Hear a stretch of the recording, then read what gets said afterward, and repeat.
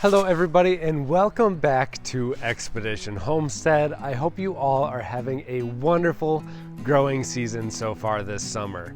In today's episode, I'm going to be going through the vegetables that we're planting in our raised garden beds for the remainder of the summer and then the fall. If you're unaware that you can grow crops later in the summer and then in the fall, well, I've got to say you are absolutely missing out on some great harvests.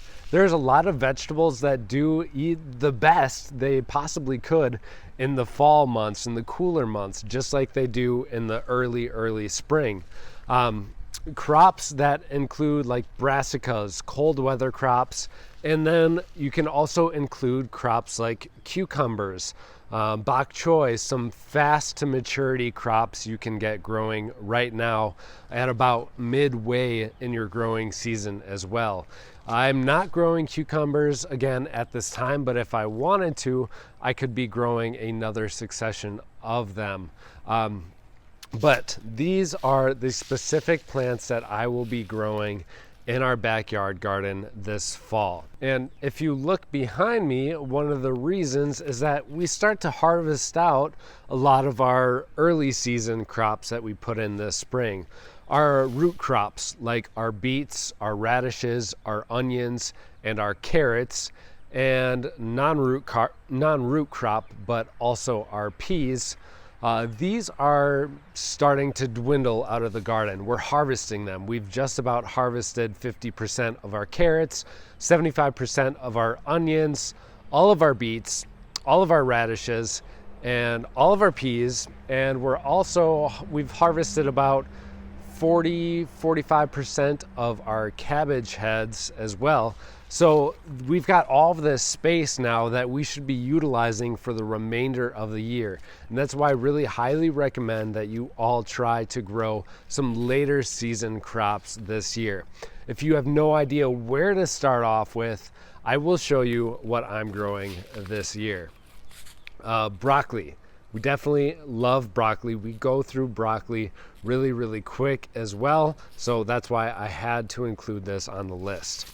We have a cabbage. This is a Dutch late. Dutch late cabbage. As I said, we've got about 45% of our cabbages are harvested out at this point. We love cabbage because it's great in any meals that we're cooking, like stir fries, soups, and then we also ferment it so we can store it for long periods of time as well. So we go through a lot of cabbage. We've got carrots. Carrots are a great root crop that should be eaten all year round because they are so nutritious, especially when working with multiple different colors. A good rule of thumb in your diet with vegetables is to try and incorporate as many colors as you possibly can, because oftentimes different colors are attributed to different nutrients. So, you got the red, purple beets, you've got white radishes, orange carrots, purple carrots, yellow carrots, all sorts of goodness right inside of this veggie here. So root crop is going to be carrots. We've got to include that for the fall months. They do really well. We have Daikon long radish. I love radish so much. We go through our radish just like that, lickety split. Everything is gone that we've harvested out of the garden, so got to get more radish in. And then turnips. Turnips are a great staple food in all kinds of different soups, roast. I would say that they are pretty good in fermenting too. I've only fermented them once with, I fermented them with Bok Choy and then kohlrabi and beets, and it was pretty good. If you've never grown turnips before, they are great to have. You can not only eat the root of the crop, but you can also eat the leaves. Very edible and nutritious. And last but not least, we have Bok Choy. I love this in my ferments, and that's particularly why we're growing this. This is also a really quick to mature vegetable, 45 days usually. 45 days to harvest. So right now we're in the very first week of August. So about mid-September, we'll have some incredible Bok Choy ready for us to harvest. There are all kinds of different veggies that you can grow during this time of the year. Just go ahead and get a quick Google search in there to find out many different types of vegetables. And if you're wondering when you should plant these vegetables, right now is a good time in most parts of the country, maybe a little bit later. Give it a few more weeks if you're down south. If you're above like a zone 8, I'd probably wait a little bit longer.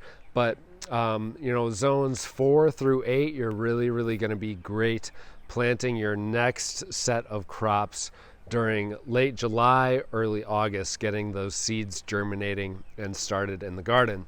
Otherwise, you can go to Farmer's Almanac, go to that website and search up the planting calendar. Type in your zip code. They will give you a regular planting calendar, and then down below that planting calendar, they'll give you a fall crop planting calendar. That is a great resource for us gardeners if you don't know exactly when to start germinating your seeds outdoors. When it comes to starting your seeds during this time of the year, you can grow them in seed starting containers if you would like to.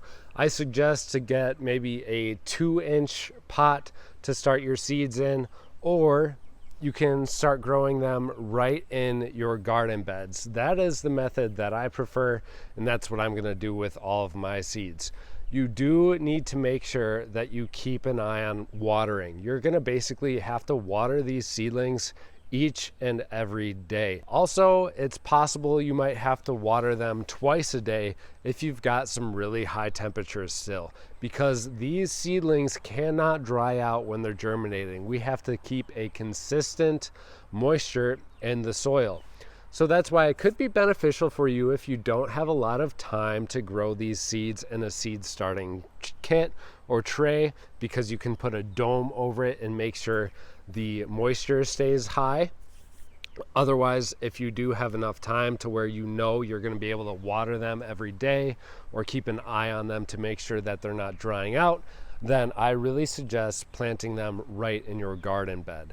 Now, a great benefit to starting seeds directly in the garden is that, one, we don't have to transplant, so it's a lot better for root crops, and two, we don't have to harden off the vegetable seedlings. If you're familiar with my channel and content we put out in the past, one of the videos I made earlier this spring was how to harden off vegetable seedlings. It is a little bit of a lengthy process, so anything we can do to avoid time consumers like that, the better. So planting your seeds directly in the soil in your backyard gardens is going to be really awesome to do, because at this time of the year we're starting to see all of our vegetable crops sort of dwindle out. You want to get that urge to start growing some new plants again. So this is one way to get that nice little fix in the middle of summer here, where we can start the cycle all over once again. So I want to thank you all so much for watching today's episode. If you've enjoyed it and have not already done so,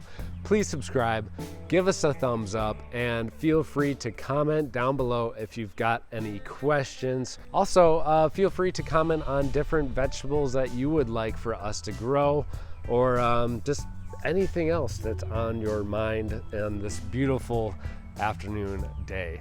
Thank you all so much for watching. I wish you all the greatest and happiest, most fun, exciting gardening adventure as possible.